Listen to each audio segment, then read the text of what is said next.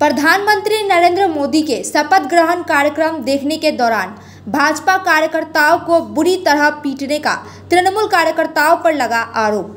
कल रात करीब 10:30 बजे सिलीगुड़ी के वार्ड नंबर 39 में भारतीय जनता पार्टी के पार्टी कार्यालय में भाजपा कार्यकर्ताओं को बुरी तरह पीटने का तृणमूल कार्यकर्ताओं पर आरोप लगा। मालूम हो कि कुछ दिन पहले एक बीजेपी कार्यकर्ता को उसके घर के सामने बेरहमी से पीटा गया था। इसको लेकर भाजपा नेताओं और समर्थकों ने भक्तिनगर थाने में इसकी शिकायत भी की थी। अब कल रात करीब 10:30 बजे सिलीगुड़ी के हैदलपाड़ा इलाके में फिर एक बार यही तस्वीर देखने को मिली। भाजपा मंडल का आरोप है कि चुनाव शांतिपूर्वक संपन्न होने के बाद भी सिलीगुड़ी में अशांति की तस्वीरें देखी जा रही है। हैदलपाड़ा इलाके में बीती रात बीजेपी और तृणमूल के बीच झड़प हो गई। कथित तौर पर कल रात करीब 10:30 बजे सिलीगुड़ी के वार्ड नंबर 39 में भारतीय जनता पार्टी के पार्टी कार्यालय में प्रधानमंत्री के शपथ ग्रहण कार्यक्रम को देखने के दौरान तृणमूल के कुछ बदमाशों ने भाजपा कार्यकर्ता की पिटाई कर दी, जिसमें कई घायल हुए। आरोप यह भी है कि उस वार्ड के तृणमूल पार्षद के पति हरधन शाह भी इस आरोप में शामिल है। आगे भाजपा कार्यकर्ता ने क्या आरोप लगाया, सुनिए। গতকাল 39 নম্বর ওয়ার্ডে যখন রাষ্ট্রপতি ভবনে শপথ গ্রহণ অনুষ্ঠান হচ্ছে, কেন্দ্রে যে নতুন সরকার পুনরায় গঠন হচ্ছে, সেই সরকারের যে শপথ গ্রহণ অনুষ্ঠান 39 নম্বর ওয়ার্ডের দলীয় কার্যালয়ে প্রজেক্টর লাগিয়ে দলীয় কিছু কার্যকর্তাকে নিয়ে 7 নম্বর মণ্ডল কমিটির সভাপতি নরেন ঘোষ সেখানে ওই শপথ গ্রহণ অনুষ্ঠান দেখছিলেন।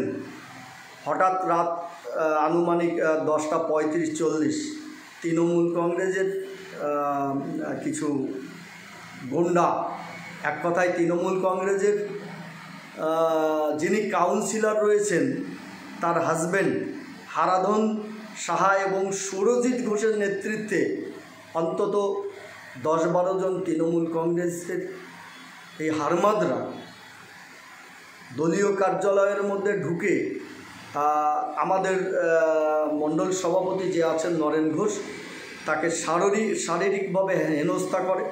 অপরাধ একটাই, সেখানে কেন জয় শ্রীরাম স্লোগান দেওয়া হচ্ছে এবং এই শপথ গ্রহণ অনুষ্ঠানটা কেন দেখানো হচ্ছে, এটাই তাদের আপত্তি।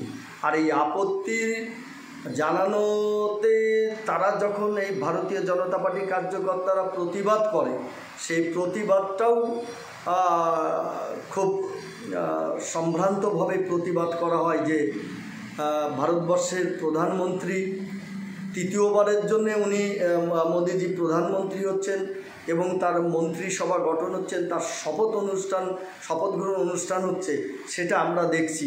এখানে তো অন্য কোনো কিছু করা হচ্ছে না, কিন্তু তৃণমূল কংগ্রেসের সেই আশ্রিত গুন্ডা বাহিনী অর্থাৎ কাউন্সিলরের স্বামী হারাধন সাহা এবং সুরজিৎ ঘোষ বেপরোয়াভাবে চড়াও হয় দলীয় কর্মকর্তাদের উপরে এবং নরেন ঘোষ যে মণ্ডল সভাপতি রয়েছেন 7 নম্বর মণ্ডল সভাপতি, তাকে শারীরিকভাবে নিগ্রহ করা হয়।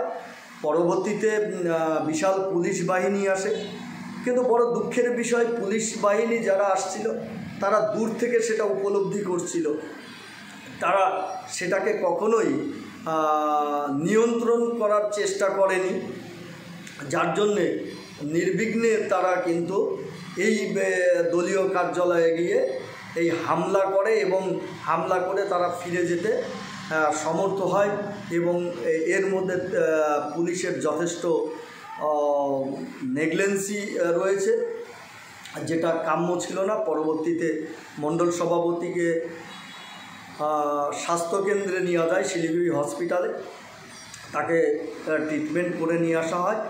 আজকে ভক্তিনগর থানায় আমরা বিক্ষোভ এবং ডেপুটেশন দেওয়ার চিন্তা ভাবনা করছি। বিকেল 3টার সময় সেই ডেপুটেশন আমরা দিই।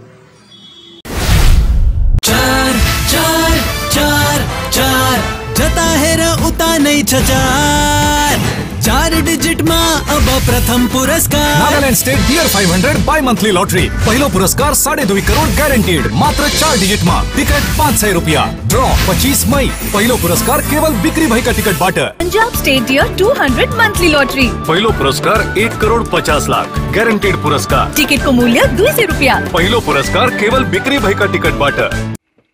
Hi guys, Tony Perry here from Windmill Lane Recording Studios in Dublin. I'm super excited to be visiting with you in Madavi Skills University to launch this Media and Entertainment School. We'll be launching a new program. It's one of a kind, it's a world-class audio program.